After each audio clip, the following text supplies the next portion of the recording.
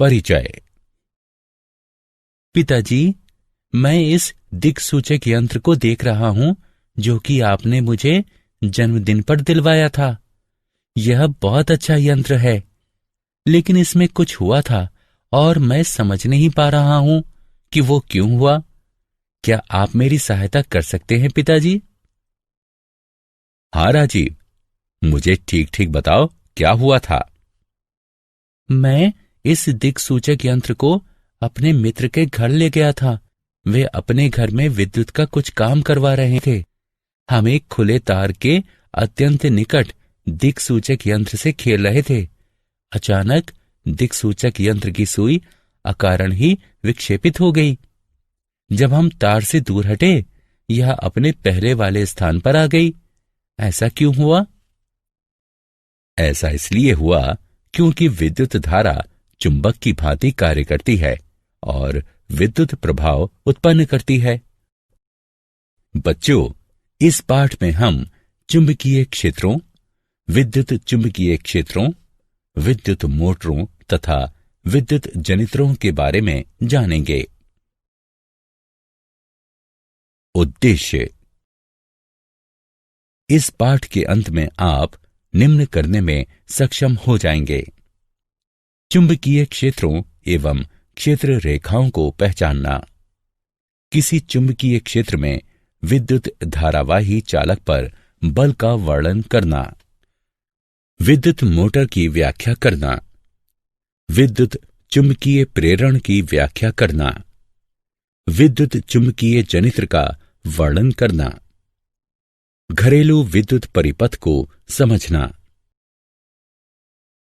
चुंबकीय क्षेत्रों एवं क्षेत्र रेखाओं का सिंहावलोकन। कोई चुंबकीय क्षेत्र किसी विद्युत धारा तथा चुंबकीय सामग्री के चुंबकीय प्रभाव द्वारा उत्पन्न होता है। हमारे अपने ग्रह पृथ्वी का स्वयं का चुंबकीय क्षेत्र है, जो कि नौ संचालन के दौरान एक महत्वपूर्ण घटक होता है। चुंबकीय क्षेत्र का प्रयोग अनेक विद्युत उपकरणों जैसे ट्रांसफार्मर आदि में भी किया जाता है। चुंबकीय क्षेत्र रेखाओं की तुलना स्थिरांक उच्चत्व रेखाओं से ही की जा सकती है, जो कि मानचित्र पर देखी जा सकती हैं। चुंबकीय क्षेत्र रेखाएं चुंबकत्व की साधारण परिकल्पनाओं की सरल व्याख्या करने में सहायक होती हैं। इन्हें किसी सतह के माध्यम से क्षेत्र रेखाओं की संख्या के रूप में परिभाषित किया जा सकता है। इन्हें सरलता से किसी गणितीय संरूप में रूपांतरित किया जा सकता है। चुंबकीय क्षेत्र रेखाएं दृष्टिगत रूप से उत्तर ध्रुवीय प्रकाश में प्रदर्शित होती हैं, जहां पृथ्वी के चुंबकीय क्षेत्र की दिशा के साथ साथ देखी जा सकने वाली चमकीली रेखाएं उत्पन्न होती हैं।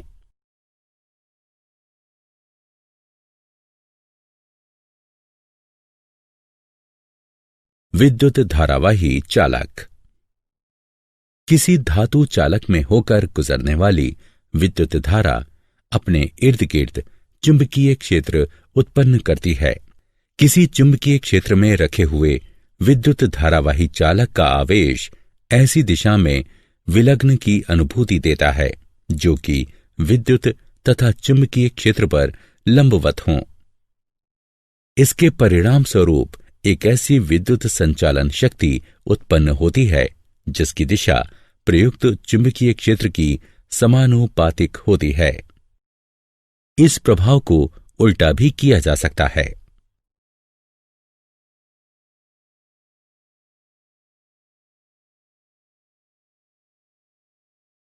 चुंबकीय क्षेत्र, सीधे चालक से होने वाला विद्युत प्रवाह।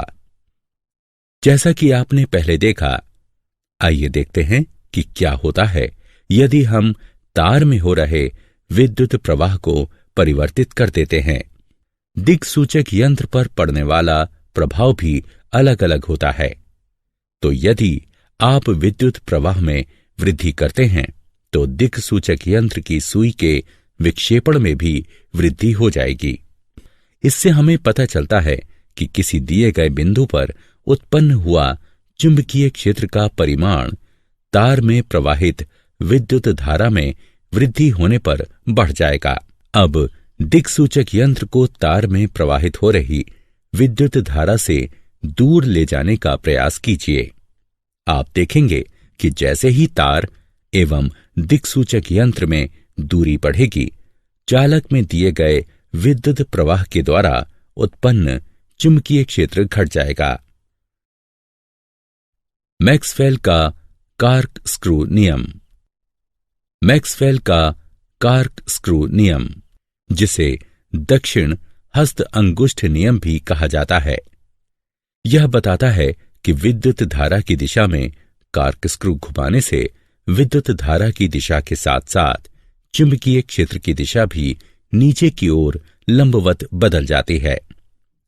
यदि हम कॉर्कस्क्रू को विद्युत धारा की दिशा में नीचे की ओर घुमाते हैं और कॉर्कस्क्रू का हैंडल दक्षिणावर्त घूमता है, तो चुंबकीय क्षेत्र की दिशा दक्षिणावर्त में होगी।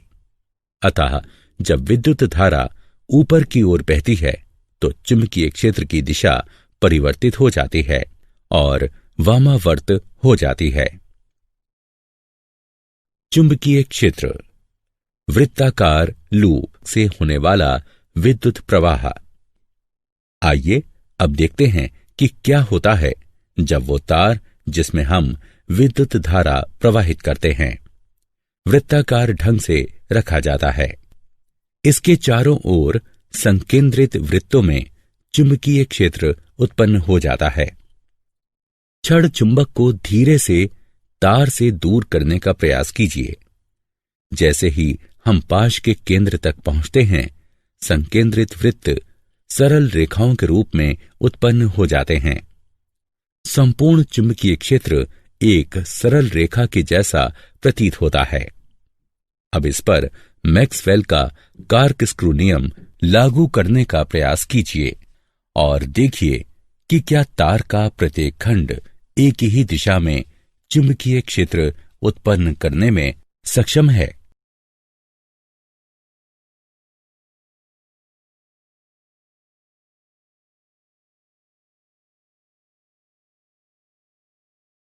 चुंबकीय क्षेत्र, परिनालिका में विद्युत प्रवाह।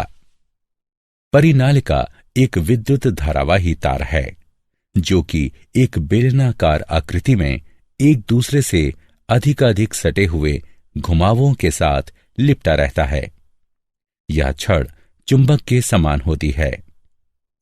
हर परिनालिका में एक उत्तर ध्रुव तथा एक दक्षिण ध्रुव होता है। किसी परिनालिका के भीतर उपस्थित चुंबकीय क्षेत्र रेखाएं सरल रेखाएं होती हैं और ये इंगित करती हैं कि किसी परिनालिका में सभी बिंदुओं पर चुंबकीय क्षेत्र समान होता है। परिनालिका का यह शक्तिशाली चुंबकीय क्षेत्र चुंबकीय सामग्री को आकर्षित करता है। इस प्रकार का चुंबक विद्युत चुंबक कहलाता है। विद्युत धारावाही चालक का बल। हम देख चुके हैं कि किसी चालक से होकर बहने वाली विद्युत धारा चुंबकीय क्षेत्र निर्मित करती है। इस प्रकार निर्मित चुंबकीय क्षेत्र चालक के निकट रखे गए छड़ चुंबक पर बल लगाता है। फ्रांसीसी वैज्ञानिक आंद्रे मैरी एम्पियर ने यह पता लगाया कि छड़ चुंबक भी चालक पर विपरीत एवं समान बल लगाती है। फ्लेमिंग का वाम हस्त नियम। फ्लेमिंग का वाम हस्त नियम 3 दिशाओं का प्रतिनिधित्व करने वाला स्मारक है। आपको अपने बाएं हाथ के अंगूठे, तर्जनी और मध्यमा को फैलाना है। हर उंगली अलग दिशा की ओर संकेत करती है। तर्जनी चुंबकीय क्षेत्र की दिशा में संकेत करती है।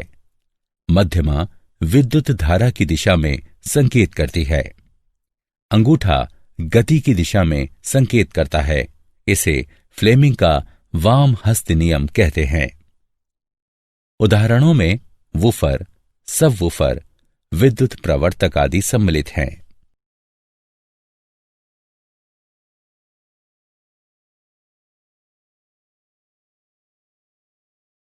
विद्युत मोटर। विद्युत मोटर एक विद्युत यांत्रिक उपकरण है। यह विद्युत ऊर्जा को यांत्रिक ऊर्जा में परिवर्तित करता है। आइए देखते हैं कि विद्युत मोटर कैसे कार्य करता है। मोटर गति उत्पन्न करने के लिए चुंबकों का प्रयोग करता है। विद्युत मोटर के भीतर चुंबक का आकर्षित करने वाला बल तथा प्रतिरोधी बल मिलकर घूर्णन गति उत्पन्न करते हैं। पंखे, ब्लोअर, पंप, डिस्क ड्राइव इत्यादि विद्युत मोटर के कुछ उदाहरण हैं।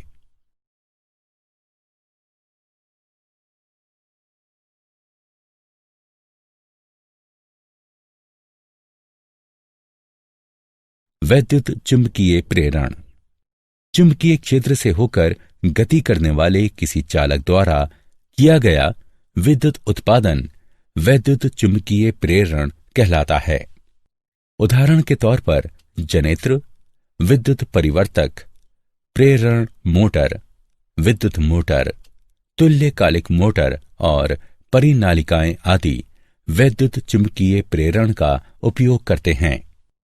माइकल फैराडे एक अंग्रेज वैज्ञानिक, रसायन शास्त्री, भौतिक विज्ञानी तथा दार्शनिक थे, जिन्होंने चुंबकीय क्षेत्र, वैद्युत चुंबकीय प्रेरण, प्रतिचुंबकीयता तथा वैद्युत अपघटन की खोज की। उनके प्रयोगों में चुंबक को गति कराकर विद्युत उत्पादन करना भी सम्मिलित है। आइए अब तारों की एक कुंडली के भीतर एवं बाहर एक छड़ चुंबक लगाने का प्रयास करें। आप देखेंगे कि तार विद्युत उत्पादित करने लगते हैं। इसे वैद्युत चुंबकीय प्रेरण कहते हैं। विद्युत जनित्र। विद्युत जनित्र यांत्रिक ऊर्जा को विद्युत ऊर्जा में परिवर्तित करता है। यह विद्युत आवेश को एक बाह्य विद्युत परिपथ के द्वारा बहने के लिए बाध्य करता है। इसके उदाहरणों में जल पंप सम्मिलित है, जो जल को बहाता है पर जल उत्पन्न नहीं करता। विद्युत जनित्रों का परिचालन वैद्युत चुंबकीय प्रेरण पर आधारित होता है, अर्थात जब भी कोई चालक चुंबकीय क्षेत्र में जाता है, एक विद्युत प्रवाह उस चालक में प्रवृत्त हो जाता है। यदि किसी कुंडली के भीतर कोई चुंबक घूम रहा है तो कुंडली में प्रत्यावर्ती धारा प्रवृत्त हो रही है। समान समय अंतरालों के पश्चात प्रत्यावर्ती धारा दिशा बदल लेती है। दूसरे प्रकार की धारा दिष्ट धारा कहलाती है, जो कि समय के साथ दिशा नहीं बदलती।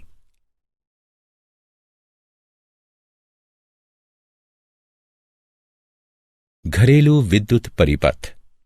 विद्युत शक्ति जहां प्रयोग में लाई जाती है, वहां से काफी दूर इसका उत्पादन होता है। विद्युत उत्पादन केंद्रों पर विद्युत का उत्पादन 50 हर्ट्ज की प्रत्यावर्ती वोल्टेज आवृत्ति के साथ 11,000 वोल्ट पर होता है। विद्युत को विभिन्न स्थानों पर उपभोग के लिए उच्च वोल्टेज पर पारेषित किया जाता है, ताकि पारेषण के दौरान ऊर्जा की हानि कम से कम हो। विद्युत शक्ति हमारे घरों में 3 तारों द्वारा प्रवेश करती है। ये हैं विद्युन्मय तार यानी लाल तार, उदासीन तार यानी काला तार तथा अर्थ का तार यानी हरा तार। विद्युन्मय तार में 220 वोल्ट का विभव होता है और उदासीन तार में 0 विभव होता है। अतः विद्युन्मय तथा उदासीन तारों के मध्य विभवांतर होता है 220 वोल्ट।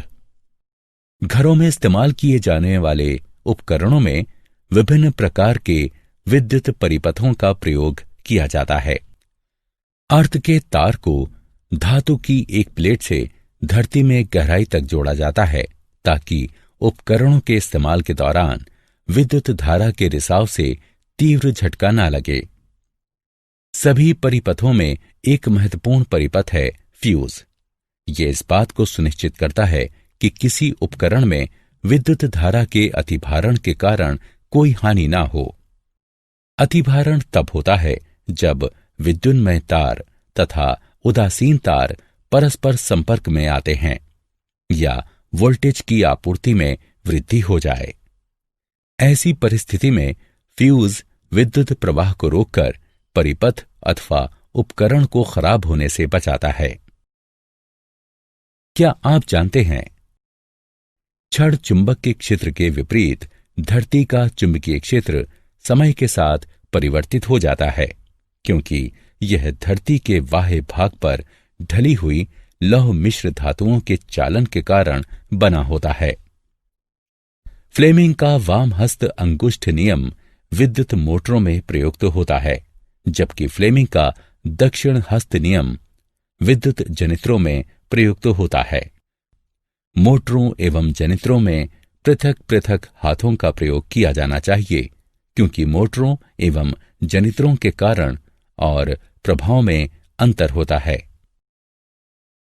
सारांश। आइए हमने जो कुछ सीखा है उसे संक्षेप में दोहराएं। चुंबकीय क्षेत्र एवं चुंबकीय क्षेत्र रेखाएं कैसे उत्पन्न होती हैं? किसी चुंबकीय क्षेत्र में विद्युत धारावाही चालक पर बल।